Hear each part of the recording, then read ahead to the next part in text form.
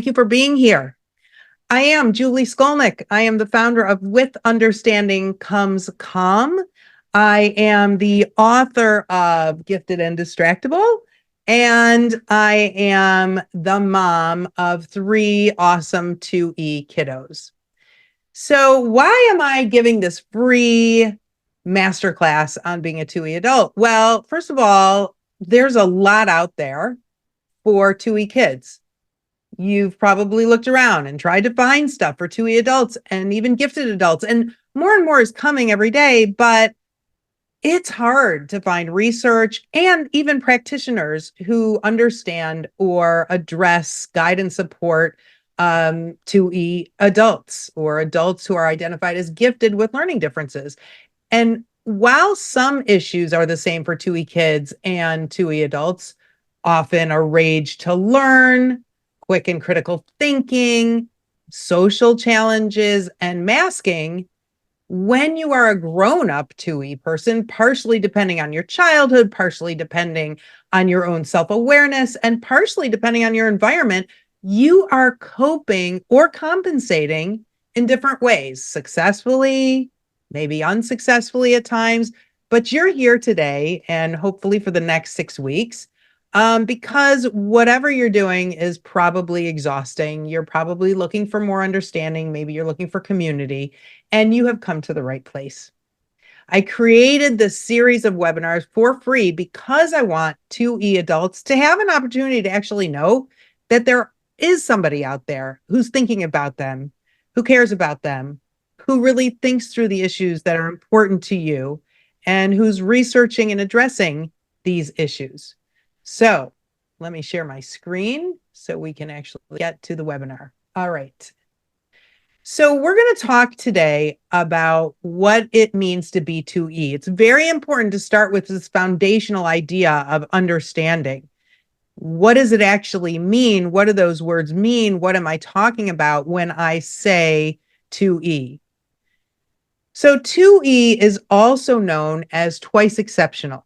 As you can see on the right side of the screen, we have 2E, we have GTLD, we have Gifted and Distractable. That's the name of my book. It's the name of my newsletter. It's when I'm trying to cast my net quite widely and talk about this profile in the broadest way to capture as many people as I can.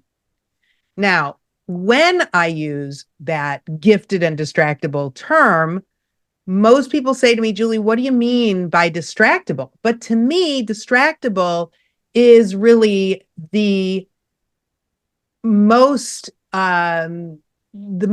understood of these two terms, gifted and distractible. Distractible really stands for those well-researched, let's say, conditions, right? Like the ones I just put up on the screen, ADHD, ADD.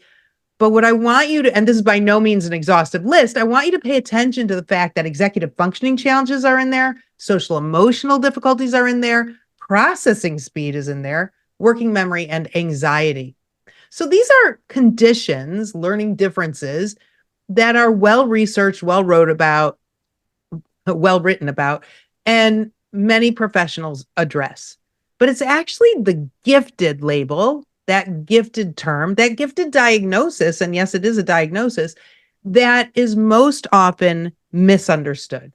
Why is the gifted term misunderstood? And if you follow the news and the different states in the United States, and I know many of you are here from all over the world, but if you follow the news, you know that people are fighting about this term and whether it's racist and whether it's equitable. And that is a whole very interesting conversation. I've written blogs about it. You certainly can find on my website. But what I'm interested in today is for you to understand actually what gifted means. And gifted is misunderstood because we don't have one specific definition for it. In the United States, we have a federal definition. The National Association for Gifted Children has a definition for it. But nobody really takes into account the social emotional needs of the gifted. So in the 1980s, a group of parents, educators, and clinicians got together seeking to actually define what it means to be gifted, that inner experience. And we're going to read this together and then we'll unpack the terms.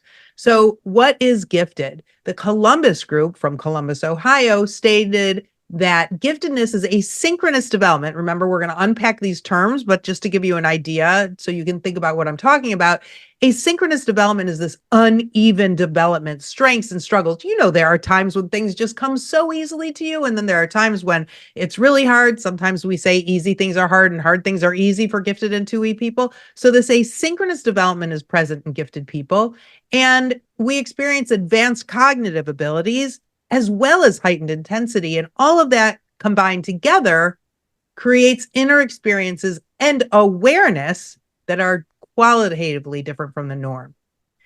The Columbus Group definition states that this asynchrony increases with higher intellectual capacity. And then my favorite part of this definition is that the uniqueness of the gifted renders them vulnerable and requires modifications in parenting, teaching, and counseling. And I could also say in the workplace in order for them to develop optimal